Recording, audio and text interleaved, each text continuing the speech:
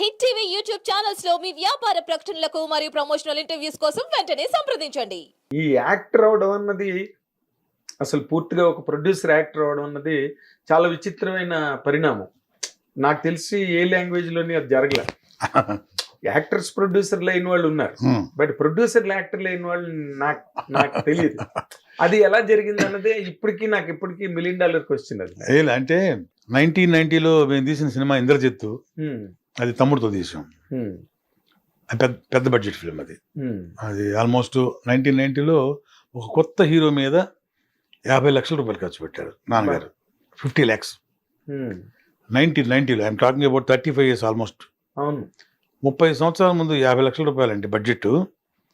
అది ఇప్పుడు ఈ కింద లెక్కేసుకుంటే ఒక 500 crores లెక్కేసుకోవచ్చు. అబ్బా, అంత బడ్జెట్ అనమాట. ఓకే. సో అది నిజంగా సాహసమే. నాన్నగారు మొదటి నుంచి అదే అలవాటు అనుకోండి. నాన్నగారికి బాగా డేరింగ్ స్టెప్స్ ఉంటాయి నాన్నగారి. కృష్ణ గారు బాగా క్లోజ్గా ఉండేవారు నాన్నగారితో పాటు. నాన్నగారు కూడా చాలా వాళ్ళ కన్సర్న్లో, పద్మాలయ కన్సర్న్లో కానీ గిరిబాబు గారు లేని సినిమా లేదు పద్మాలయలో. కృష్ణ గారు అయితే ఏది ఎవరెవరు ఆర్టిస్టులు అని అడుగుతారు మామూలుగా సినిమా చేస్తుంటే. జనరల్గా ఉంటారు, ప్రభాకర్ రెడ్డి గారు, గుమ్మడి గారు, నాన్నగారు, మొత్తం యాజ్ ఇట్ ఈజ్ గా ఉంటారనమాట. ఒకవేళ ఎప్పుడున్న క్యారెక్టర్ లేకుండా ఏదైనా అయితే గిరిబాబీడే, గిరిబాబీ రాలేదు అని అడుగుతారు. అట నా చెప్పేవారు నాన్నగారు. ఇలాంటి దానిలో అంటే ఇక మరీ ఏ క్యారెక్టర్ లేకుండా చూసి 2-3 days క్యారెక్టర్ అయినా సరే ఆయన ఉండాలి అని చెప్పి అలా అంత మంచి స్నేహం వాళ్ళది. అట్లా అనమాట. అలా జరుగుతుండే ఈ రోజుల్లో. కృష్ణ గారితో సింహగర్జన సినిమా భారీ బడ్జెట్ సినిమా. ఆ రోజుల్లో 30 లక్షలు. 1979లో 30 lakhs అనమాట.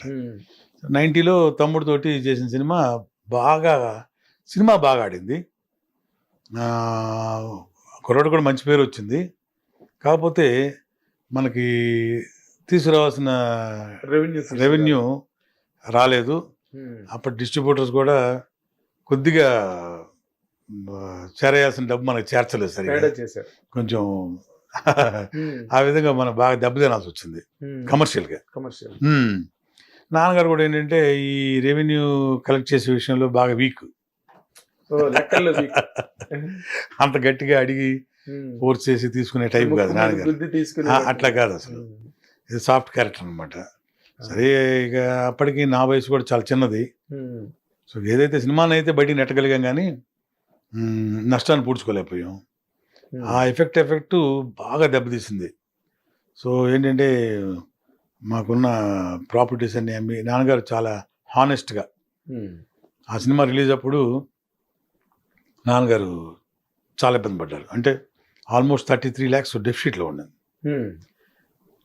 కానీ కొంతమంది కొన్ని డిపార్ట్మెంట్స్ అంటే ఫైటర్స్ యూనియన్ కావచ్చు, కెమెరా డిపార్ట్మెంట్ కావచ్చు, ప్రసాద్ ల్యాబ్, మన జమినీ కిరణ్ గారు, వాళ్ళందరూ కూడాను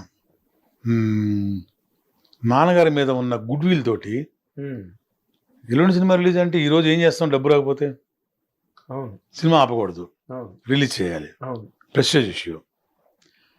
అలా రిలీజ్ చేస్తాడులే, ఎవరి కోసం రిలీజ్ చేస్తాడులే అని సగం తీసుకొచ్చిన వాళ్ళు కూడా ఉన్నారు. డబ్బు 25% తీసుకొచ్చిన వాళ్ళు కూడా ఉన్నారు.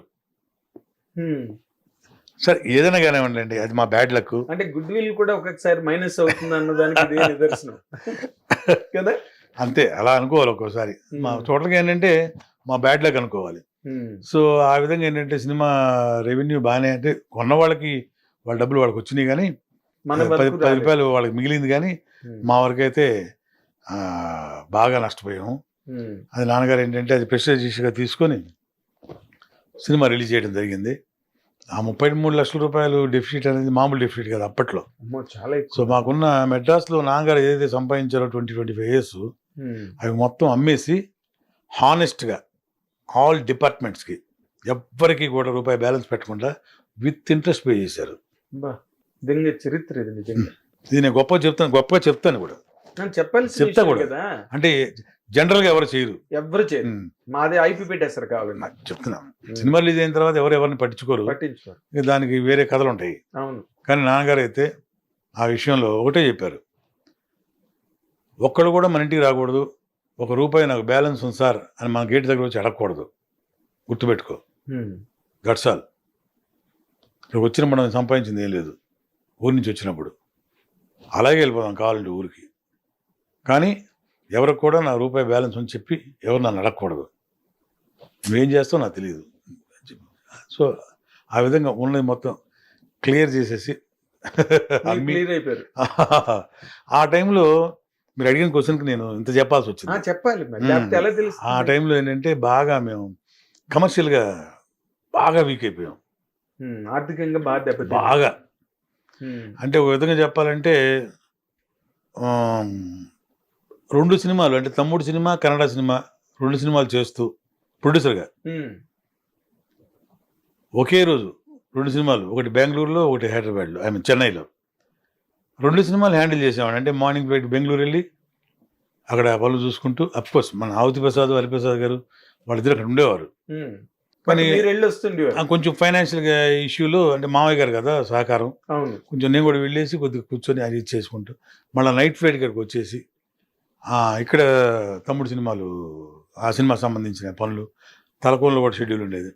అట్లా ఆ పని కూడా చేసుకుంటూ ఒక్కొక్కటి ఫినిష్ చేసుకుంటూ సినిమా ఆల్మోస్ట్ ఇక ఇంద్రజిత్ సినిమా వచ్చేసరికి బాగా డెఫిసిట్లు పడిపోయాం. రిలీజ్ అంటే కంప్లీట్ చేయడం కూడా బాగా ఫైనాన్షియల్ సపోర్ట్ లేకపోయింది. నాకు వచ్చిన ప్రాఫిట్స్ పెద్ద హిట్ అని చెప్పాను కదా, ఆ ప్రాఫిట్స్ కూడా దీనిలో వేసేసి, సో అట్లా ఆ విధంగా ఏంటంటే సినిమా మొత్తం రిలీజ్ చేయగలిగాము. సినిమా రిలీజ్ అయిన తర్వాత ప్రాపర్టీస్ అమ్మేసి మొత్తం క్లియర్ చేయడం కూడా జరిగింది. అట్లా బాగా కమర్షియల్గా వీక్ అయినప్పుడు వేరే అవకాశం అందుబాటు ఏమీ లేకపోయింది. అంటే ఇప్పుడు నేను చదువుకోలేదు, ఫుల్ ఫ్లెడ్జ్డ్గా ఉద్యోగం చేద్దామంటే ఏం చేయాలి? మనకు తెలిసిన విద్య సినిమా ఒకటే. ఏం చేయాలి? సినిమాలో ప్రొడ్యూస్ చేయాలి. ప్రొడ్యూస్ చేయడానికి ఇన్వెస్ట్మెంట్ కావాలి. ఇన్వెస్ట్మెంట్ చేయడానికి డబ్బు లేదు. అనుభవం ఉంది కానీ డబ్బు లేదు. ఆ టైంలో నాన్నగారు ద్వారా వచ్చిన ఒక మంచి గుణమే అనుకుంటున్నా అది. ఎవరిని కూడా మేము వెళ్ళి చేయి చాచి అడిగింది లేదు, ఎప్పుడు లేదు. అలాగే టీవీ యాప్ ని డౌన్లోడ్ చేసుకోండి. ఇందులో short news, live news, entertainment movies అన్ని అవైలబుల్ గా ఉన్నాయి. Please download hit TV app. Hit TV app ని ఫ్రీగా డౌన్లోడ్ చేసుకోండి.